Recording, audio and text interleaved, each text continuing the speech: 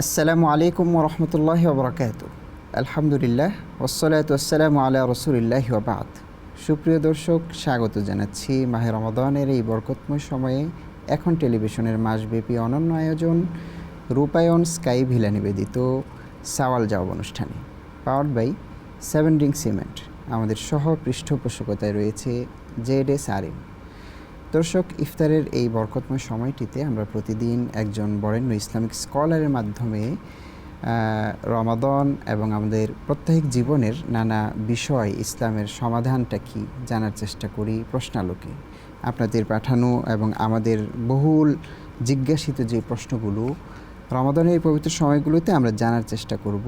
পরিচয় করিয়ে দিচ্ছি, আজকের পর্বে আমাদের স্টুডিওতে অতিথি হিসেবে যিনি রয়েছেন বিশিষ্ট ইসলামিক স্কলার, লেখক ও গবেষক শেখ শামাউন আলী। আসসালামু আলাইকুম রহমতুল্লাহি ওয়া বারাকাতুহু। ওয়ালাইকুম আসসালাম রহমতুল্লাহ। শেখ, আজকের পর্বটিতে আমরা প্রথম তারাবি নিয়ে প্রশ্নটি আপনার কাছে রাখতে চাচ্ছি। তারাবির সালাতের হুকুম এবং তারাবির সালাত আদায় না করলে রোজা হবে কি না। আমাদের অনেকেরই একটা ধারণা যে তারাবি যদি কেউ পড়তে না পারে তাহলে হয়তো তার রোজাটা পূর্ণাঙ্গ হলো না, বা অনেকে রোজা রাখেও না। তারাবি বলতে আরবি শব্দ রাহা থেকে এসেছে, মানে আরামদায়ক নামাজ। রাসূলুল্লাহ সাল্লাল্লাহু আলাইহি ওয়াসাল্লাম যখন নামাজ পড়েছেন, তারাবির নামাজ যখন শুরু করেছেন তখন তিনি 2 রাকাত নামাজ পড়েছেন, লম্বা কিরাত, লম্বা সিজদা, লম্বা রুকু। এরপরে 2 রাকাত পড়ার পরে অনেকক্ষণ বসে থেকেছেন, তারপরে আবার তিনি শুরু করেছেন।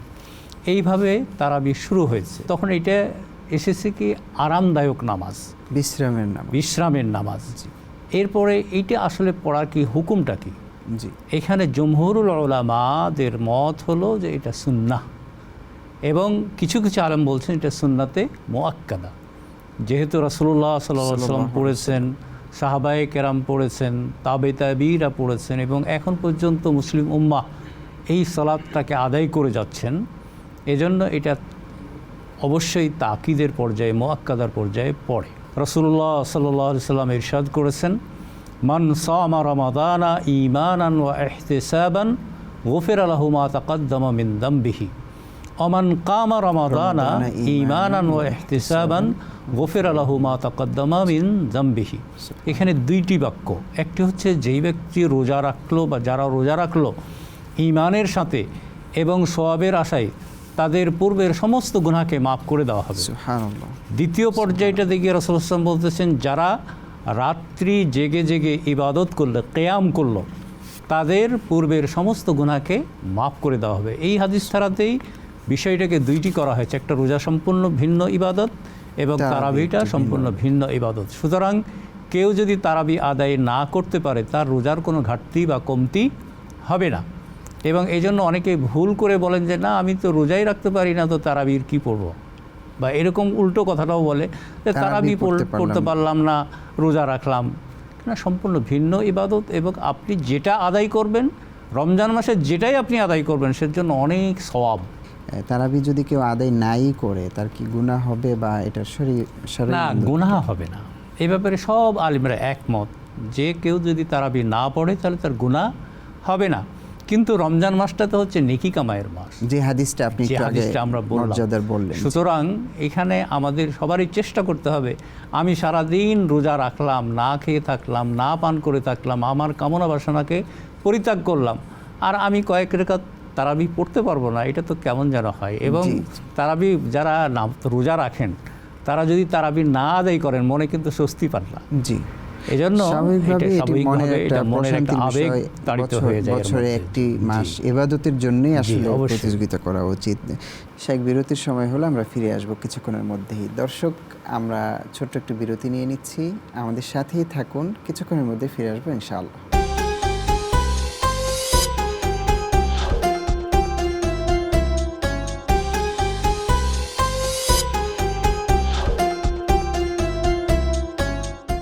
সুবহানাল্লাহি ওয়া বিহামদিহি সুবহানাল্লাহিল আযীম। দর্শক, স্বাগত জানাচ্ছি বিরতির পর আরও একবার রূপায়ণ স্কাই ভিলা নিবেদিত সাওয়াল জবাব অনুষ্ঠানে, পাওয়ার্ড বাই 7 রিং সিমেন্ট, সহ পৃষ্ঠপোষকতায় রয়েছে ZSRM। শেখ, আমাদের কাছে আরেকটি প্রশ্ন রয়েছে, রমাদানে রোজা রেখেও গুনাহ থেকে ফিরে থাকতে না পারা, তাদের জন্য নসিহত। আবু হুরায়রা রাদিয়াল্লাহু তাআলা আনহু থেকে একটা চমৎকার হাদিস বর্ণিত হয়েছে। রাসূলুল্লাহ সাল্লাল্লাহু আলাইহি ওয়াসাল্লাম বলছেন যে যেই ব্যক্তি মান লাম ইয়াদা কাওলা যুরি ওয়াল আমালা বিহি ফালাইসা লিল্লাহি হাজাতুন ফি আন ইয়াদা তাআমাহু ওয়া শারাবাহু, যেই ব্যক্তি রোজা রেখে মিথ্যা কথা পরিত্যাগ করলো না বা মিথ্যার দ্বারা সংগঠিত যত কাজ এগুলো পরিত্যাগ করলো না, আল্লাহ তাআলার কোনোই প্রয়োজন নাই তার না খেয়ে এবং না পান করে থাকার ব্যাপারে। অর্থাৎ আমরা যদি কেউ যদি রোজা রেখে মিথ্যা কথা বলে, অন্যায় কাজ করে, পাপ কাজ করে, দেখেন যত দুনিয়াতে পাপ ঘটিত হয় এটা কিন্তু মিথ্যাকে কেন্দ্র করেই হয়। এবং রাসূলুল্লাহ সাল্লাল্লাহু আলাইহি ওয়াসাল্লামের এই হাদিসে ক্লিয়ার রাসূলুল্লাহ সাল্লাল্লাহু আলাইহি ওয়াসাল্লাম বলছেন যে যদি এগুলো থাকে তার আল্লাহর কোনোই প্রয়োজন নাই, তাহলে তো এটা আশঙ্কা হয় যে তার রোজাই হয়তো কবুল হবে না, এটা আশঙ্কা থেকে যায়। এই জন্য অবশ্যই রোজা রেখে সব পাপ থেকে আমাদেরকে মুক্ত থাকতে হবে। এটাই হচ্ছে ইসলামের দৃষ্টিভঙ্গি এবং এটাই আমাদের চাওয়া পাওয়া। এবং রোজার সবচেয়ে বড় পুরস্কার আসলে এটি, যদি গুনাহ থেকে আমরা বের হতে পারি। অনেক অনেক জাযাকাল্লাহ শাইখ। আমাদের কাছে আরেকটি প্রশ্ন রয়েছে, সেটি হচ্ছে ইফতারের সময়ে আমাদের দেশের মিডিয়াতে আমরা সতর্কতামূলক একটু পরে আজান দিতে দেখি, এবং ইসলামিক ফাউন্ডেশনের যেই ক্যালেন্ডার আমাদেরকে দেয়া হয় এবং আমরা যেই রমাদানের ক্যালেন্ডারগুলো পেয়ে থাকি, আমরা তো এখন গ্লোবাল ভিলেজ বলা হয়, আমরা ফোনের মাধ্যমে আমরা জানতে পারছি এর মানে সলিড সময়টা আসলে কখন। দেখা যায় আমাদের ফোনে আমার জিপিএস অনুযায়ী আজান হয়ে গেল, কিন্তু আমার টেলিভিশন বা আমার ক্যালেন্ডার আরও 2 মিনিট পরে দেখাচ্ছে। এই ক্ষেত্রে নসিহাটা মূলত কি, সমাজে যেটা প্রতিষ্ঠিত ওটি ফলো করা উচিত সবার সাথে, নাকি আমি আমার ফোন অনুযায়ী আদায় করি? আসলে এটা হচ্ছে যে হাদিসে যতগুলো পাওয়া যায় এখানে সবগুলা হাদিসেই কিন্তু তাড়াতাড়ি ইফতার করার কথা বলা হয়েছে। রাসূলুল্লাহ সাল্লাল্লাহু আলাইহি ওয়াসাল্লাম বলেছেন যে আমার উম্মতেরা বরকতের মধ্যে, কল্যাণের মধ্যে থাকবে ততক্ষণ পর্যন্ত যতক্ষণ তারা সাহারিটা দেরি করে খাবে আর ইফতারটা তাড়াতাড়ি করবে। তো বুখারী শরীফের একটা হাদিসে এসেছে রাসূলুল্লাহ সাল্লাল্লাহু আলাইহি ওয়াসাল্লাম তিনি নিচে বসা আছেন আর একজন লোক উটের উপরে আছে। তো রাসূলুল্লাহ সাল্লাল্লাহু আলাইহি ওয়াসাল্লাম বললেন যে আনজিল, তুমি নামো, ফাজদাহ লানা, তুমি আমাদের জন্য ইফতারি প্রস্তুত করো।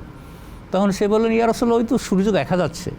রাসূলুল্লাহ সাল্লাল্লাহু আলাইহি ওয়াসাল্লাম বলছে না, আমি তো নিচে আছি, আমি সূর্য আমার ডুবে গেছে, তুমি আমার জন্য তাড়াতাড়ি ইফতারির ব্যবস্থা করো। এই হাদিস থেকে দেখা যায় যে সূর্য ডুবার সাথে সাথেই ইফতারি করতে হয়। আমরা যখন বুর্জ খলিফার যে টাওয়ারটা আছে সেটা তো সর্বোচ্চ এবং ওই জন্য ওখানকার সরকার এটা নির্ধারণ করে দিয়েছে গ্রাউন্ড ফ্লোরে ইফতারির এত টাইমে, তারপরে 10 তলা থেকে এত টাইমে পার্থক্য হয়, এবং এক টপ ফ্লোরে গিয়ে প্রায় 7 মিনিট পার্থক্য।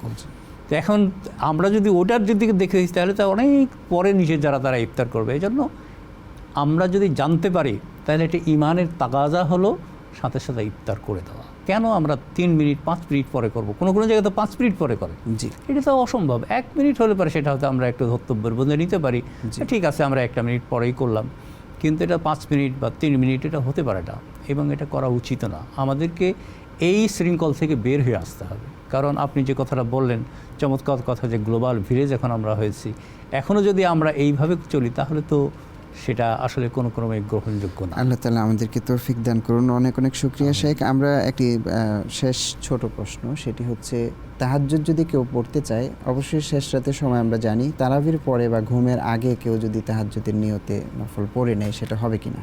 তাহাজ্জুদের নামাজটা হলো সাধারণত অর্ধরাত্রির পরে থেকে তার টাইম শুরু হয়। সুতরাং আপনি যদি অর্ধ টাইমের আগেই পড়ে নেন তাহলে কিন্তু এটা তাহাজ্জুদ বলে গণ্য হবে না, এটা নফল নামাজ হিসেবে গণ্য হবে। আপনি অর্ধরাত্রির পরে ধরেন, এখনও তো ধরেন সন্ধ্যায় 6টায় সূর্য ডুবতেছে, আবার সকাল 6টায় উঠতেছে, তাহলে 12টা রাত্রি 12টার পরে যদি আপনি তাহাজ্জুদের নিয়াত করে পড়েন তাহলে হয়ে যাবে, কোনো অসুবিধা নেই, এবং এটাই আমাদের করা উচিত। কিন্তু আগে যদি আপনি পড়েন তাহলে এটা নফল বলে গণ্য হবে, কিন্তু তাহাজ্জুদ বলে গণ্য হবে না। অনেক অনেক শুকরিয়া শেখ। আমরা একেবারেই শেষ সময় চলে আসছি, আজকে আপনার থেকে বিদায় নিয়ে নিচ্ছি। ইনশাআল্লাহ নেক্সট কোনো পর্বে আপনার মাধ্যমে আরও প্রশ্নের উত্তর আমাদের দর্শকরা পেয়ে যাবেন। জাযাকুমুল্লাহ খাইর। দর্শক দেখছিলেন রূপায়ণ স্কাই ভিলা নিবেদিত সওয়াল জবাব অনুষ্ঠান, পাওয়ার্ড বাই 7 রিং সিমেন্ট। আমাদের সহ পৃষ্ঠপোষকতায় ছিল ZSRM। আজকে বিদায় নিয়ে নিচ্ছি আল্লাহ তাআলা আমাদের সকলকে রমাদানের পবিত্রতায় রাখুন, ইবাদতের মধ্যে রাখুন। দেখা হবে আগামী দিন একই সময়ে একই চ্যানেলে ইনশাআল্লাহ। বারাকাল্লাহু ফিক। আসসালামু আলাইকুম ওয়া রাহমাতুল্লাহি ওয়া বারাকাতুহু।